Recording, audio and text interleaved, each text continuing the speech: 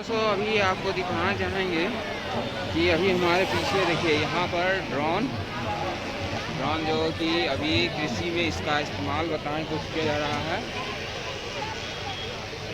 और ये ड्रोन हमारे पीछे दिख रहा है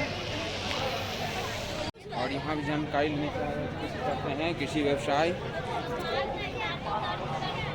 एवं ग्रामीण प्रबंधन संस्थान का यह स्टॉल लगा हुआ है, तो यहाँ पे भी चलते हैं और जानकारी लेने की कोशिश करते हैं कि कृषि के क्षेत्र में ये कृषि व्यवसाय कैसे काम करता है और इसके बारे में क्या सेटअप बना कर रखे हैं। चलिए जानकारी लेते हैं इसके बारे में भी। और कृषि व्यवसाय एवं ग्रामीण प्रबंधन संस्थान, और यहाँ पर जानकारी लेते हैं इनके सेटअप के बारे में कि यहाँ पर ये क्या सेटअप बना है और ये कैसे काम करता है इनका, इसके बारे में जानकारी लेते हैं।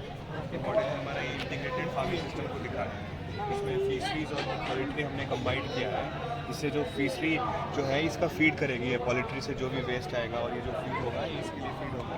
इसके साथ हमने वर्मी कंपोस्ट को इंटीग्रेट किया है वर्मी कंपोस्ट के लिए, और इसके साथ ये हमारा पोल्ट्री और ये जो गाय भैंस से जो गोबर आएंगी उससे हमारा बायोगैस प्रोडक्शन होगा। इसके साथ मशरूम यूनिट भी है हमारा, जिससे मशरूम प्रोडक्शन भी कर सकते हैं।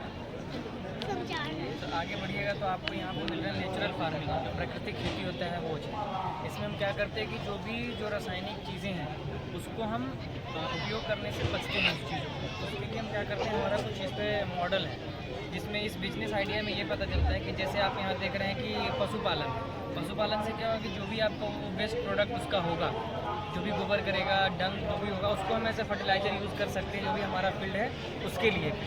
और इसमें हम जो नेचुरल फार्मिंग होता है जिसमें अभी जो जीवामृत हो गया, बीजामृत हो गया, वो सब का हम यूटिलाइज़ करते हैं ताकि जो हमारा इनऑर्गेनिक जितना भी फर्टिलाइज़र्स है वो उसके यूज़ से हम बचे रहें और जितना ऑर्गेनिक चीज़ें हैं उसी की हम खेती को बढ़ाएं।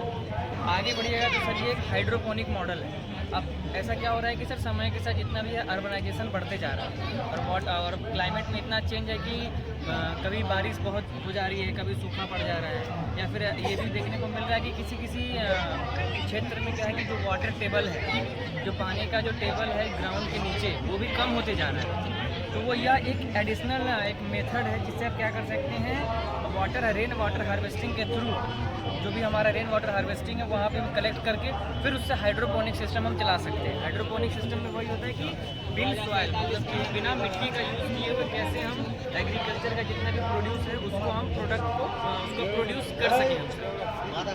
और आगे हम बढ़ते हैं तो सही है पॉली हाउस। ठीक, पॉली हाउस मतलब ये हुआ कि जैसे एक बाहरी का जो इन्वायरमेंट है वो क्या हो रहा है, टाइम के साथ चेंज हो रहा है। कभी बहुत ज़्यादा बारिश है, कभी सूखा पड़ जा रहा है, ह्यूमिडिटी में बहुत चेंज आ रहा है, टेम्परेचर में बहुत चेंज आ रहा है। जैसे कि अभी के टाइम में आज से 5 साल पहले ये होता था कि ठंड लगती थी, लेकिन अब देखिए इस मार्च तक आते आते इतनी गर्मी पड़ने लगी। तो ये पॉली हाउस क्या करता है, कंट्रोल्ड इन्वायरमेंट इसको प्रोवाइड करता है, जिसके अंदर आप क्या कर सकते हैं, टेम्परेचर, ह्यूमिडिटी ये सब को मेंटेन कर सकते हैं। और वहाँ क्या होगा, उससे ये होगा कि जो भी नॉन सीजनल वेजिटेबल्स है, फ्रूट्स है, उसको आप ग्रो कर सकते हैं ताकि मार्केट में उसका जो प्राइस है वो आपको एक अच्छे दाम में मिले। ताकि हम ये भी देखते हैं कि जो नॉन सीजनल फ्रूट्स और वेजिटेबल होता है उसका प्राइस बहुत ज़्यादा होता है। तो यह एक मेथड है जहाँ पे हम क्या कर सकते हैं कि नॉन सीजनल क्रॉप को ग्रो करके एक इनकम ले सकते हैं वहाँ से।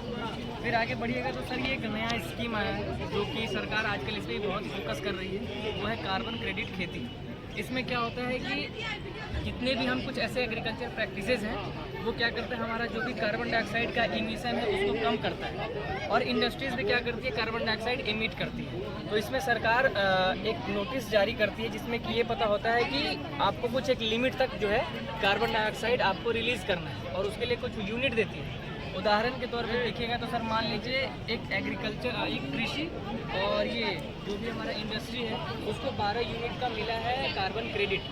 तो अब मान लीजिए उसमें से जो कृषि है वो क्या किया है कि 12 कार्बन क्रेडिट में से केवल 8 ही यूज़ कर पाया है, लेकिन जो हमारा उद्योग है वो क्या किया, 12 का 12 क्रेडिट यूज़ कर पाया, पूरा यूज़ कर दिया, उसको पूरा यूटिलाइज़ कर दिया। तो इसकी वजह से क्या होगा, अब अगर ज़्यादा वो कार्बन डाइऑक्साइड रिलीज करेगा तो उसको क्या होगा, उसको फाइन लगेगा। तो वो क्या करेगा, वो किसान से संपर्क करेगा, उससे क्या होगा, जो भी इनके पास कार्बन क्रेडिट है वो क्या करेगा, जो भी इंडस्ट्रीज है उसको बेचेगा। और एक कार्बन क्रेडिट का जो कीमत है वो अमेरिकी डॉलर में 10 के बराबर है। अगर भारतीय पैसे के अनुसार देखें, जैसे एक अमेरिकी डॉलर लगभग अभी 88 रुपये के बराबर है। तो एक कार्बन क्रेडिट अगर हम भारत में अगर उसको हम बेचते हैं तो वो 880 या 900 के आसपास होगा। तो यह एक जरिया है जिसके थ्रू हम क्या करते हैं कि जो भी जो फार्मर्स का इनकम है उसको हम बढ़ाते हैं। जो सर ये पूरा एक बिजनेस मॉडल हमारा उसी पे बेस्ड है। Thank you. Thank you sir ji. थोड़ा सा अपना जरा नाम बताइए। सर मेरा नाम अक्षत है और मैं school of agri business and rural management जो कि doctor Rajendra Prasad central agriculture university के अंदर आता है, वहीं से एग्री बिजनेस मैनेजमेंट कर रहा हूँ।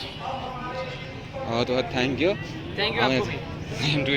चलिए देखिए, बहुत अच्छी जानकारी यहाँ पर एग्रीकल्चर मॉडल के बारे में बताया इन्होंने।